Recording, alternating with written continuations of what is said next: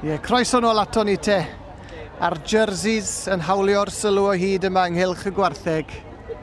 A'r gwartheg sydd wedi lloia tair gwaith sydd yma ar un o bryd. Ifan Tregibi sydd ar y blaen, gwed? Ifan wedi cael ei tynnu mewn ar y tynad cynta. A dwi'n meddwl bod Anwen yn ail gyda buwch James Evans. Wel, dyma ddrama am sioe mae'r teulu yma'n gael eleni eto yn y sioe fawr, boys. Anhygoel, yn dweud. Mae'r teulu yma, maen nhw wedi dod â 14 yn y filiad i'r sioe.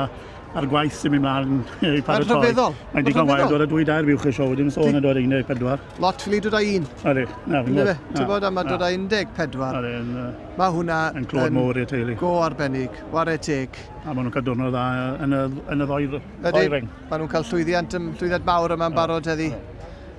A tybed, ai dyma fydd y penderfyniad ola.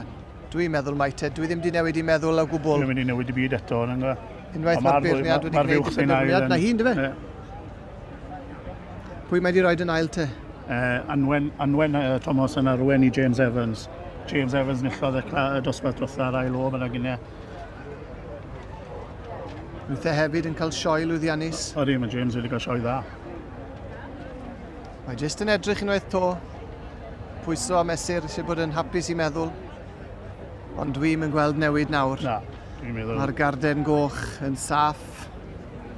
Yn mynd i Ceredigion siwr o fod. Yn saff. Wedi wneud y penderfyniad. Y garden goch yn mynd i ardal Aberteifi ac i Wilson Tregibi. A mae'r beirniad am anerch y dorf sylweddol sydd yma yn gwylio'r ddrama ac yn mwynhau y cystadlu hefyd.